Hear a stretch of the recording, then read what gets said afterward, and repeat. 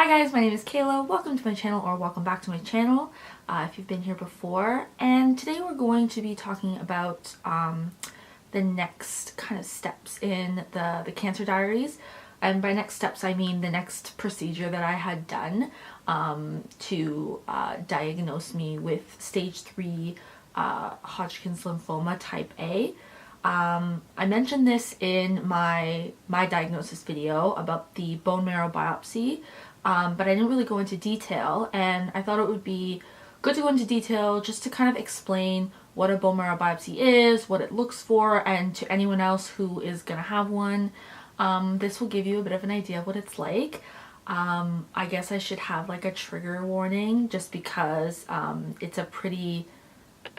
it's not like a gruesome story, and the photos that I have are really like, they're not bad, but just if you're like kind of queasy about like hospitals and needles and bones and stuff like that, then maybe don't watch it. But if you want to know what it was like and you know, just some more information about diagnosing Hodgkin's lymphoma, then definitely keep watching. So the bone marrow biopsy happened before my official diagnosis. I think it was like the first week of November maybe.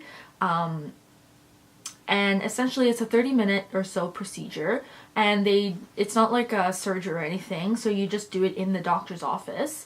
You basically lie on your side, and essentially the whole point of the procedure is to take a sample of your bone marrow, both the hard tissue and the soft tissue, not the hard tissue, the solid tissue and the soft tissue out of your bone marrow, to test it and see if the cancer has spread to the bone marrow. Because if it's spread to the bone marrow, essentially it is spread throughout your body, because your bone marrow is it's the core of your bones. It's basically like the memory bank of your body where everything is stored, all your immunities are stored, your blood is made there, so it circulates throughout your whole body. So if they didn't tell me if it would change my like stage, because mine did come back negative, which was good, but I was still diagnosed stage 3, and we didn't really talk about it after that, so I don't really have that answer for you guys. But I will tell you that it was a pretty like intense procedure, and not intense like, you know, a big show, just in terms of like what they did and how they did it. Like, it actually is kind of mind-blowing, and also like it hurt a lot. So basically I went into the doctor's office, and you can eat and drink fine. I went to the bathroom before just because I knew I'd be lying there for like close to an hour after the like recovery time, and I went and laid on my side, and the nurse, who was my oncologist, like main nurse, she was like, "Oh, don't worry, Dr. A has done these, like, she's done so many of them, and some people like are like, oh, it's over, I didn't even feel anything." She was trying to obviously make me feel better, and I mean, it was working a little bit, but I was pretty nervous just because I'm not nervous about having the procedure, but like I'm just nervous that I don't know what this is gonna feel like, and like I don't know, it was just like unknown, right? That kind of nerves. So she was like trying to, like, you know, make me feel calm, and she was like, "You can hold my hand the whole time, and I'll talk to you, I'll be right," she was like standing in front of me, she's like, "I'll be right there," and I'm like, okay, whatever. So the doctor came in, and she was telling me, "Okay, so first I'm going to clean your back a lot."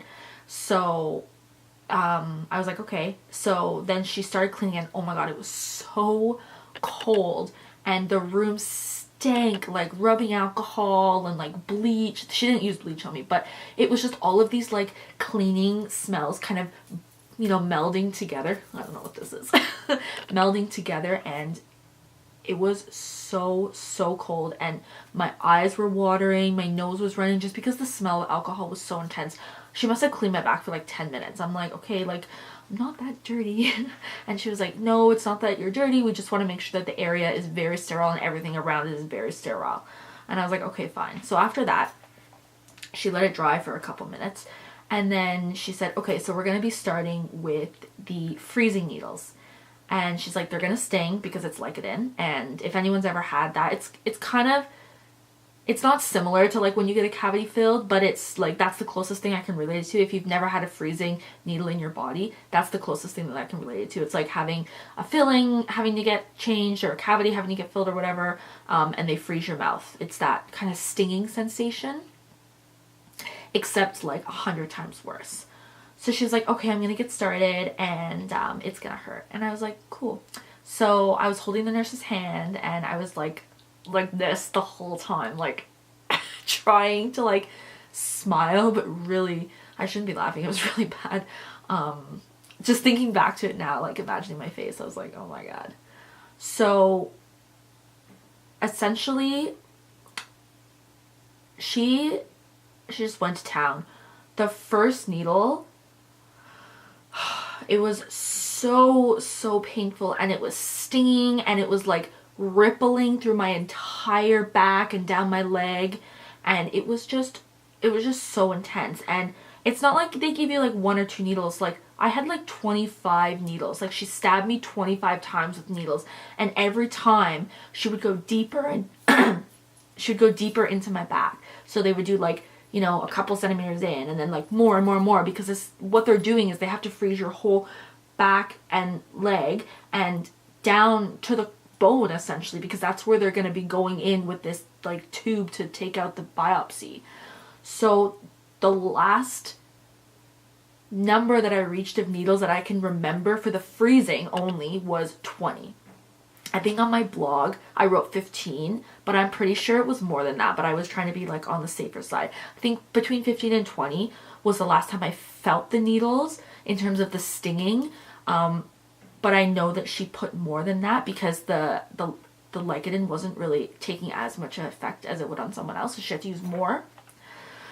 So then after about like 10 minutes of those intense needles, and like there were tears in my eyes, and again I was like this the whole time and holding onto the nurse's hand, and she was talking to me, and I was like, you fucking lied to me. Like, you said that people were like, oh, I don't even know what's happening. Like, I know what's happening. I can feel it in every core, in every cell of my body. So then after the Ligadin was in, she let me like relax for like a second or two while it all like spread throughout my body. And then she's like, okay, the next thing we're going to do is we're going to go in further, and we're going to freeze the bone, but not all the way because it can't be frozen for the biopsy. And I was like, great. So again, I could feel these needles. They were still really bad. Same pain level. I would say 10 out of 10 in terms of like needle pain, 10 out of 10, 100%. And maybe she gave me like another 10 of those. I think I felt maybe 5, and then I didn't feel any more. So then after that, she's like, okay, that's all done. So she gave me a few minutes. She's like, okay, now we're going to go in with the biopsy needle, which I couldn't see it. So I can't tell you what it looks like. I was facing the other way, but obviously it has to be a really long needle, because it's going from my back, my lower back, all the way into the core of my bone, through my entire body. Not through my entire body. But like through my entire back and bone. So it obviously had to be a pretty long needle, and because they're taking a sample out of it, it wasn't like super thick, but definitely based on the sample that I saw, like it was a pretty thick needle. So I didn't feel the needle go in, but I felt instantly when the needle not even went into my bone, it just touched my bone. And I was like, holy bunch of F-bombs went off. Oh my god, I actually can't even describe to you the pain, but also just the sensation. The only thing I can like compare this just slightly to is it literally felt like my leg from my hip to my toe in my left leg was being vacuumed out. And if you were to take your vacuum cleaner and like turn it on and then just stick it to your hand like this, and that pulling sensation on a very like mild note, think of that, but literally it felt like ripping and stinging and this intense pressure, and I got super hot, and it was like radiating through my whole body, and especially my leg. I literally felt like from my toes, my whole inside of my leg was being vacuumed out, like there was just skin left. And it was so painful, and like even now trying to remember how painful it was, like I can't even remember. And she had to do this for like a couple of minutes, like I'd say 5 minutes. So basically they do two things. They do a bone marrow aspiration, and the aspiration takes out the soft tissue from inside the bone, so it's kind of like that spongy pink tissue. Excuse me. And then the biopsy, which is after the aspiration, takes out the more solid tissue of inside the bone. And so she had to do it twice, and I was like losing my mind. Like I literally felt like my whole body was being vacuumed out into this needle. Like I was gonna cease to exist after this procedure because my entire insides were being vacuumed out. It was so just unusual and painful, and the sensation, I can't even really use words to describe it besides the vacuum reference. And that's not even good, because obviously if you were to stick a vacuum to your hand, it doesn't hurt at all. It's just like, oh, it's sucking up my hand. Like, no, you don't feel that. Like, anyways, so after it was over, that was it basically. After she did that, she patched me up, and I'll insert a picture here of basically the patch. There were 2 spots on my back that she went through. One for the biopsy, one for the aspiration. And then I had to lay on my back for half an hour with pressure on the incision, just so there was no bleeding and stuff. And then basically that was it. Basically that was it. Yes, basically that was it. After it was over, she showed me it was in the container. And it was literally like, do you see my pinky nail? Do you see this? It was literally the size of my pinky nail, and like super skinny, almost like a spaghetti. It was like a spaghetti. Like if you were to break a piece of spaghetti to the size of your pinky nail, that's what it was. And I'm like, all of that pain, 30 minutes of pain and tears and blood and sweat for that, like that's it? Like I was so unimpressed. I was like, you just did all of that horrible stuff to my body and that's all you have to show for it? And she was like, we can learn a lot from this, blah, blah, blah, blah. And I was like, oh my god, like, I need to leave. Like, I need to go. Like, this is crazy. So anyways, they were very good about it. And, you know, she was my oncologist for almost a whole year. So, like, I really got to know her well. But at that moment, I was like, oh my god, you just put me through hell for that little tiny speck. And I was just really triggered. So then after my procedure was over, I had sat down for 30 minutes or laid down.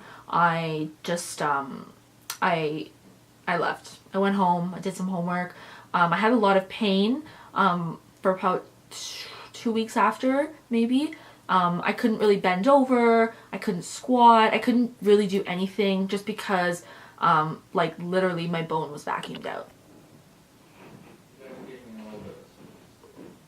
I don't know if you can hear upstairs. My dad is walking around. My house has really, really bad insulation, so whenever I'm doing my videos, I try and do them at night, so that way no one's moving around upstairs, but I got home early today, so I'm doing it during the day. Let me know in the comments below what you guys want for a background. Do you want something like artistic, like in my studio? Do you want just like something solid, like whatever, a solid color wall? Do you like having different backgrounds? Because there's all kinds of places in my house I could do these videos, especially if I, you know, get my act together and do them during the day. Upstairs in my room I have a little reading nook, and that might be really nice. So let me know in the comments below what you think about that. I did write a blog post that day that I got it done, or a few days after, so I will link that in the comments. I'll link that in the description below, and you guys can go read it for more details. It's pretty much the same story, but more extra. And if you didn't know, I started like a blog, like a real blog, and I have all my accounts linked up to it, so I would love it if you guys went and followed me. We could be friends. It would be so much fun. It's just kind of like lifestyle and life after cancer, and following just me in this new life, I guess. But it also touches on everything I love in life. Love traveling, love the city that I live in, coffee obviously, and tea. So it's just gonna have a little bit of everything, probably some product reviews. Essentially it's just my life, and I wanted to kind of share that with you and anyone who has gone through this debilitating disease and who is still going through it. Like, I'm not gonna say like you're gonna be okay, because I don't think that that's really the best thing to say, because people said that to me and I want to punch them in the face. But I just want to say that it's okay to not be okay, and You know, you went through hell and back, and you should be able to do and say and live your life however you want after that. And that's kind of what this blog is about, I guess. So yeah, thanks so much for watching. Please subscribe below, and I will see you guys in the next video.